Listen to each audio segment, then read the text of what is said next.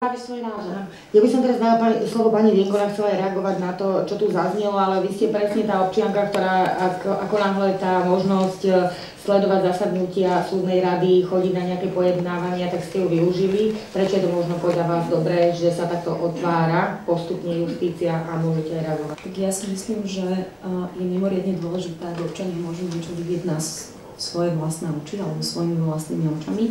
A ak nediskutujeme na základe domnienok, ale diskutujeme na základe faktov, ktoré sa stali. A tento priamy prístup k disciplinárnym konaniam ako takým, k súdnym rozhodnutiam a k zasadnutiam súdnej rady je práve tým prostriedkom, ako môžeme hovoriť o faktoch. Prepáčte, že to vraciam späť, ale ja to musím povedať, pretože informácie, ktoré tu zazneli, nie sú korektné. Ono sa to môže návonok zdať, že všetko je v poriadku a my máme zákonné záruky na to, aby tu súdna moc nebola zneužívaná prostredníctvom disciplinárnych konaní, ale to tak nie je. Väčšina disciplinárnych senátov, hoci je kreovaná z časti vládou, parlamentom a z časti súdcami, tak pochádza z obdobia minulej vlády z roku 2006 až 2010. Je verejne známe vyhlásenie vysokého predstaviteľa bývalej vládnej koalície, ktorý povedal, že všetky súdne nominácie patrili jednému hnutiu HZDS. Nominantom tohoto hnutia vtedy na poste ministra spravodlivosti bol Štefan Harabín, ktorý ako aktívny sudca vstúpil bez akýchkoľvek hemungov do tejto pozície, do politickej pozície, potom z nej vystúpil a vstúpil rovno do najvyššieho, v talári do najvyššieho postu nielen v súdnej rade, ale aj na najvyššom súde. Čiže väčšinu z týchto ľudí v disciplinárnych senátoch nominovala kombinácia parlament-vláda, ktorá bola podľa koaličnej dohody ovládaná jedným hnutím. Je pravdou, že súdna rada sa tento rok zaoberala doplnením členov disciplinárnych senátov o nových nominantov parlamentu, ale toto doplnenie, nechcem to hodnotiť, či to boli umné triky alebo umná taktika, skončilo tak, že väčšinou boli do týchto funkcií povolaní ľudia, ktorí boli náhradníkmi zvolenými ešte predchádzajúcim parlamentom, čiže tá personálna kontinuita v týchto disciplinárnych senátoch bola jednoducho zabezpečená. To by sa asi malo úplne zmeniť práve aplikáciou toho nového zákona od budúceho roka, nie? Správne som to pochopila? Že takéto niečo by už nemalo hroziť? Áno.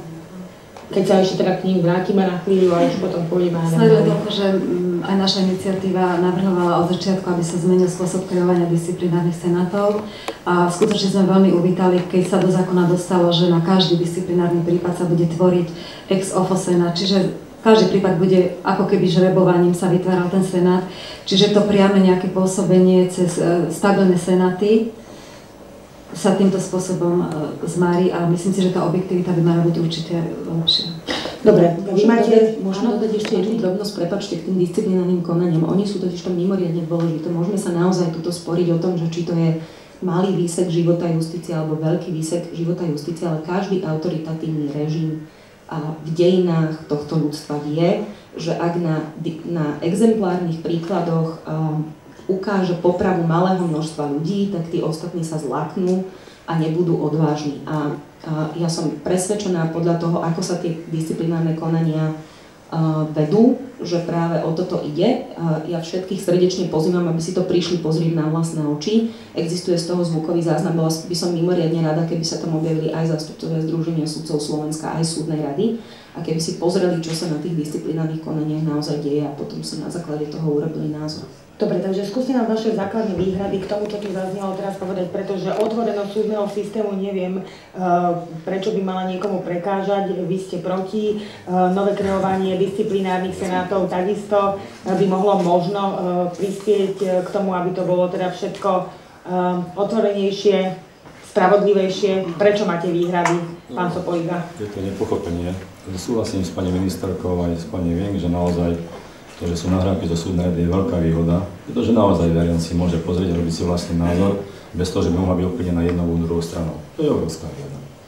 Nesúhlasím s pani Vienk, že teda za bývalej vlády parlamentu boli, teraz keď boli voľby v Snine, tak sme doplnili zhruba 50% tento parlament a táto vláda navrhovala väčšinu. A za tejto situácie nemôžeme povedať, že by to bolo staré zloženie. Viete, že tam boli náhradníci. Dali ste ich za Viete, že... Momentiček, rozhoduje súdna rada, tak niečo tam. Môžeme iba z tých vybrať, čo vydávate. Dávajte nie iba za náhradníkov, to nie je pravda. Pozrieme si zloženie. To znamená, že potom by ministerka mala priamo určiť disciplinárny senát a nie súdna rada. Potom si to dajme do ústavy. Takže buď rešpektujeme naše kompetencie, potom rešpektujeme naše kompetencie. Máte právo na výhrady, to vám berieme. Treba kompetencie rešpektovať. Ale v podstate je inde. Keď hovoríme o nemoci, súdnej moci, tak si dáme otázku, kedy je súdna moc zdravá. Kedy? A tento problém je tu, že toto sa vôbec v tomto filme nezohľadňuje. Systém, podstata fungovania justície. Zdravá je vtedy, keď splňa kritériá, pravidia, štandardov EÚ. Vstúpili sme do EÚ a prijali sme ich pravidlá. A prečo sme prijali tie pravidlá? Expertná misia Európskej komisie v 2007 roku jednoznačne povedala: vážení, máte zásadný problém s justíciou, je závislá, pretože neexistuje samospráva a je tu výlučná závislosť do výkonnej moci. Inak povedané, ak to nezmeníte, nebudete v EÚ. Preto v roku 2001 bola zmenená ústava, novelizovaná.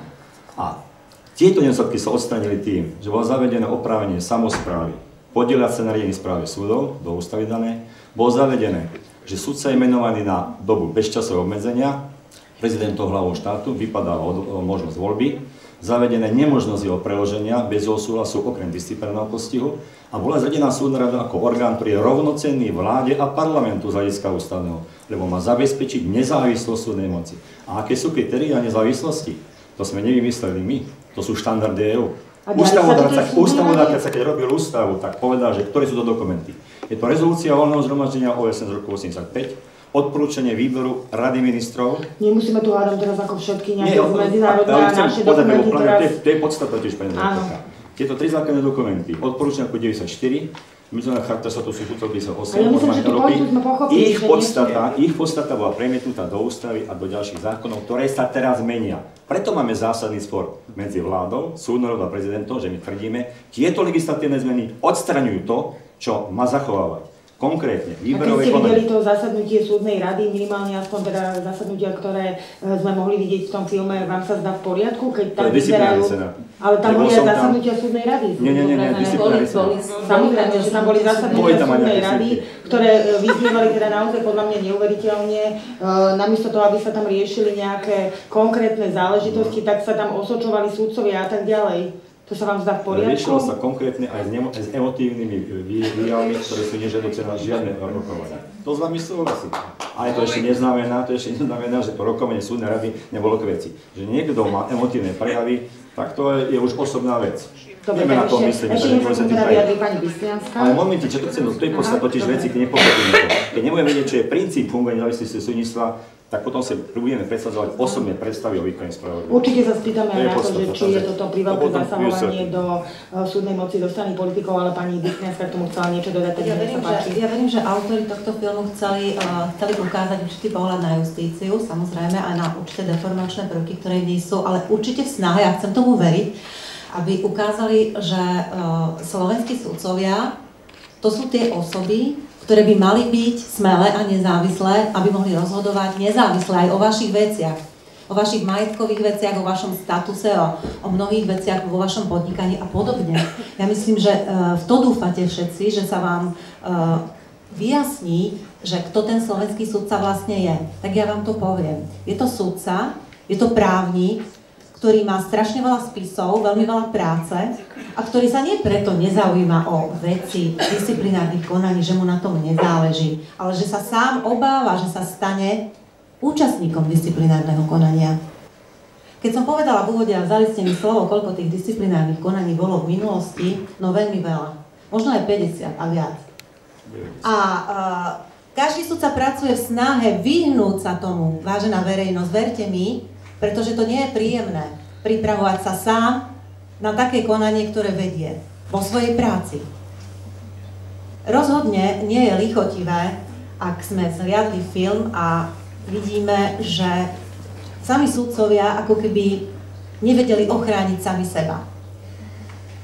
No nie je tomu tak. Niekedy človek musí vziať na zreteľ záujmy väčšiny. A nemôže sa príliš rozptýľovať pri našej práci takýmito skutočnosťami, ako sú disciplinárne konania. Združenie sudcov, pani redaktorka, dovolte mi dokončiť. Chcem vám povedať, Združenie sudcov ponúka každému zastupovanie v disciplinárnom konaní. My sme stavovská organizácia sudcov a vo všetkých prípadoch, kde sme zastupovali, boli sudcovia oslobodení. Tí sudcovia, ktorí rozhodujú a chcú rozhodovať nezávisle. Ale nie je z toho jasné, či ste proti tomu, aby sa zavádzali nejaké nové pravidlá, pokiaľ ide o kreovanie disciplinárnych súdov a či úplne zásadne nesúhlasíte s reformami, ktoré súvisia s otvorenosťou súdnictva. To z toho, čo rozprávate, mne teda jasné nie je. Vám nie je jasné, pani redaktorka, ja chcem povedať, že my nie sme proti otvorenosti justície. Žiadny funkcionár a žiadny ústavný činiteľ nie je tak kontrolovaný už veľmi dávno ako súdca cez svoju prácu. A nebránime sa ani zverejňovaniu súdnych rozhodnutí, naopak nám to pomôže, ale viete vy, mládež, že my pracujeme na počítačoch, ktoré majú 12 rokov, už veľmi dlho, množstvo písomností nie je možné vyhotoviť. A dostávame sa práve do týchto rizik disciplinárnych konaní my sudcovia. Ale predovšetkým pracujeme, než by sme sa rozptýlovali. A nesúhlasím s pani Vieng, pokiaľ ide o súdnu moc. Chráňme ju pred politikárčením, pani Vieng. Ja vás pozývam. Ja chcem zorganizovať cez Združenie sudcov otvorené dvere do pracovní sudcov. Aby ste, pani Vieng, videli, že súdnictvo to nie je len verejné súdne pojednávanie. To je aj príprava. To sú aj podmienky. Ja by som snáď povedala len dve vety, že treba veľmi rozoznávať materiálne podmienky sudcov a legislatívne podmienky a etiku sudcov a zneužívanie súdnej moci, o čom my to vlastne hovoríme. Tento film nemá za cieľ hovoriť o tom, že máme ako všetci v tejto spoločnosti problémy pri výkone práce, pretože tie podmienky môže dať tá spoločnosť len také, na aké tá spoločnosť má.